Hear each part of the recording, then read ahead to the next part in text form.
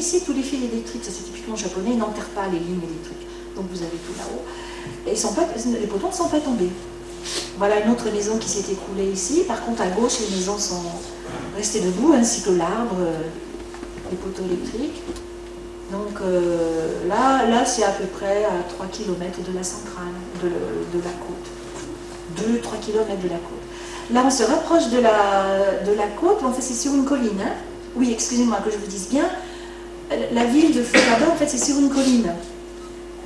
Et après, en fait, ils ont coupé la colline pour construire la centrale au bord de l'eau.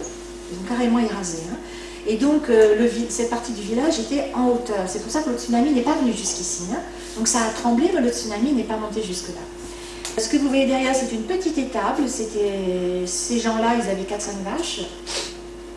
Et quand on leur a donné l'ordre d'évacuation, ils étaient tellement convaincus qu'ils reviendraient le lendemain, puisque le nucléaire, ça n'est pas dangereux, ils ont laissé les animaux.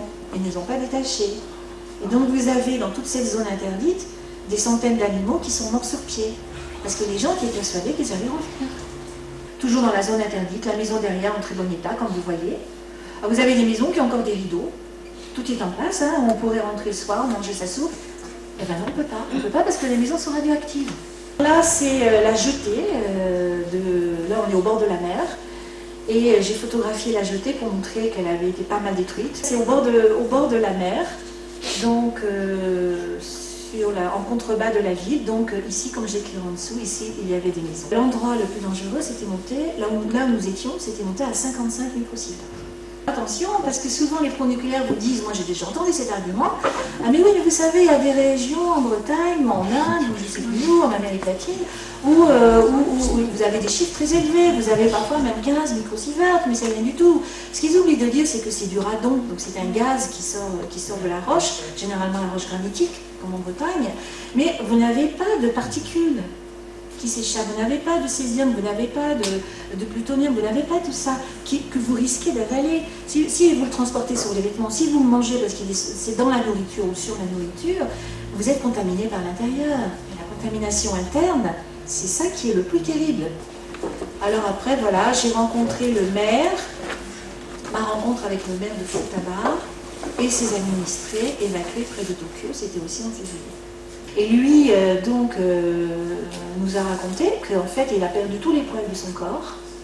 Il a encore des cheveux, un petit peu, vous voyez. Il a perdu tous les poils de son corps et il a des saignements du nez quasiment chaque jour. Ce qui est un signe d'irradiation. Et il a demandé à avoir des examens médicaux poussés, on lui a refusé. Parce que maintenant au Japon, si vous venez de Fukushima, on vous refuse les examens médicaux. Il y a eu des examens sur la thyroïde, la glande thyroïde, de très nombreux enfants dans la région de Fukushima, la ville et la région de Fukushima, et les enfants qui venaient de la zone interdite aussi, qui maintenant vivent ailleurs. Et ils ont trouvé que 31% des enfants ont des nodules sur la thyroïde. Or, pour une population normale, moins de 1% des enfants présentent à un moment donné dans leur vie des nodules. Et là, on est à 31% des enfants qui présentent des nodules. Donc, la chose à faire serait de refaire des examens régulièrement, de préférence gratuits, avec tout ce que ces pauvres gens ont déjà vécu, c'est la moindre des choses, pour voir l'évolution. Et ils disent, voilà, on voudrait faire examiner notre enfant pour voir l'état de la thyroïde maintenant.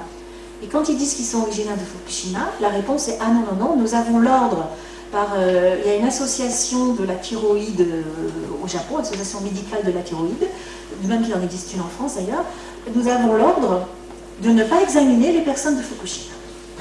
Pourquoi? Alors pourquoi? 3 raisons. 1. L'appareil pèse 230 kg. Donc, on ne peut pas déplacer l'appareil d'un hôpital. Il y a très peu d'appareils. Et on ne peut pas le déplacer d'un hôpital à l'autre pour aller contrôler les gens partout. 1. Argument complètement bidon. 2. Si vous nous ameniez les enfants de Fukushima, originaires de Fukushima, qui ont eu ce problème, il faudrait les emmener en train, en car, etc. C'est une grosse fatigue pour ces pauvres enfants. Donc c'est pas la peine. Et 3, s'il y a un problème, ça va vous inquiéter, Et l'inquiétude, c'est pas bon pour la santé. Voilà les arguments qui ont été avancés. Le gouvernement japonais a accepté de baisser la norme à 100 becquerels par kilo de nourriture. La norme en Europe, elle est élevée. Depuis Tchernobyl, ils ont remonté la norme, ce qui permet de vendre des aliments contaminés. Donc en Europe, on n'est pas à l'abri non plus. Au Japon, c'était 500, 600, 1000 becquerels par kilo aussi. Et les gens ont beaucoup protesté. Et depuis début juillet, le gouvernement a dit « Ok, on ne permet pas, on n'autorise pas la vente si ça dépasse 100 becquerels par kilo ». Problème, tout n'est pas vérifié. Quand vous avez des aliments dans votre jardin, vous n'allez pas les mesurer. Les marchands, ils sont malins, ils mélangent aussi des choses. Par exemple, le lait venant du nord, nord-est est encore contaminé, donc on le mélange avec du lait du sud. Voilà, comme ça on divise par deux. Et comme ça c'est dans les normes. Attention, des faibles normes répétées souvent sont plus dangereuses que des normes élevées sur une période courte.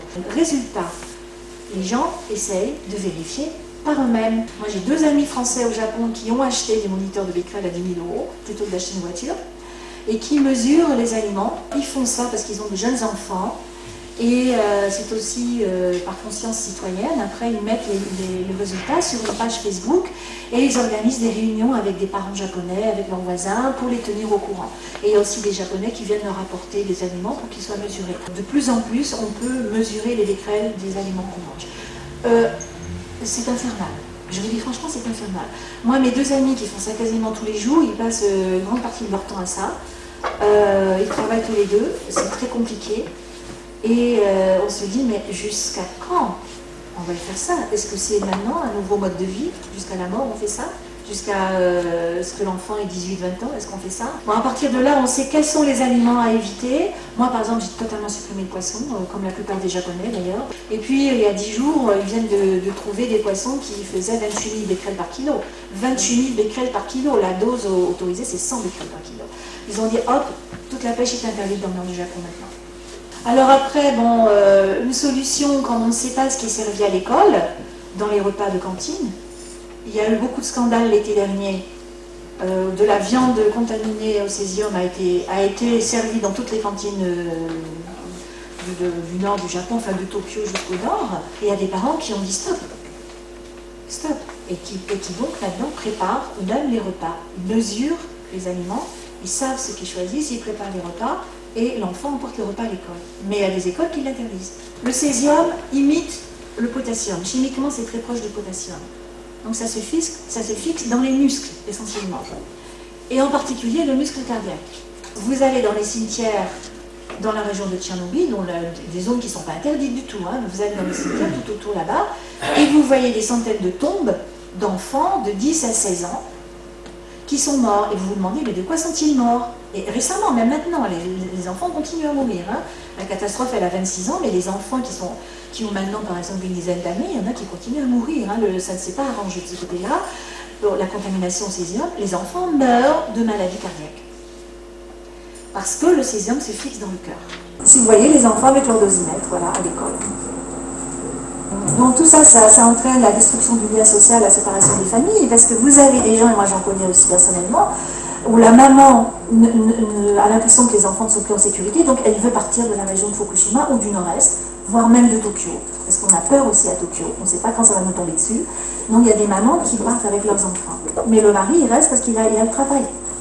Ou parce qu'il a des pressions de la société où il est embauché, et il subit des pressions, et il a honte de dire je pars parce que j'ai peur. Voilà.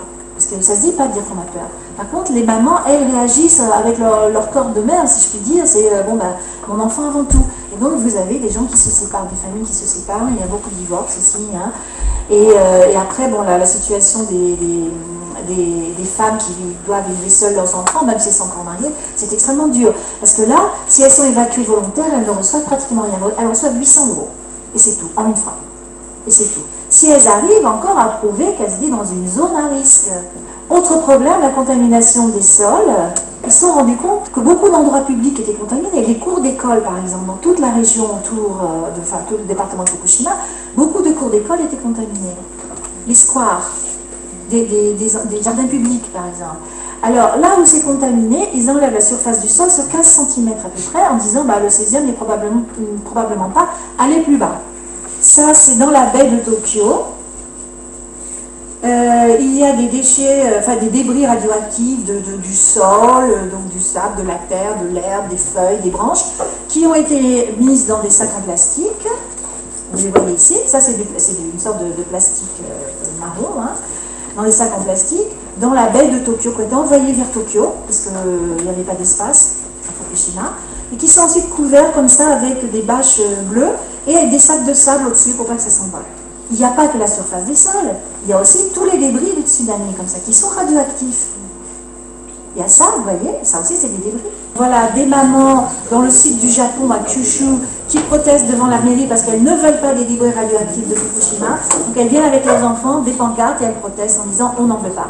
Mais la ville a quand même accepté de recevoir une partie des débris et de les stocker là comme ça quelque part en ville. Voilà, sur les effets de la santé, on vient de découvrir des papillons anormaux à Fukushima.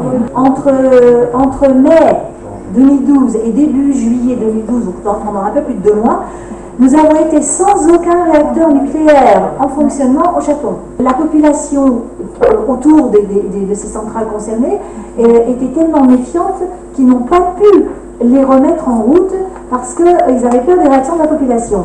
Donc, à chaque fois qu'un réacteur était mis en maintenance, on savait qu'il n'allait pas être redémarré pendant assez longtemps. Et petit à petit, on a eu 50, 40, 30, 20, 10, et tout à coup, on a eu 0 réacteur nucléaire en fonctionnement. Et ça, c'était entre mai et début juillet.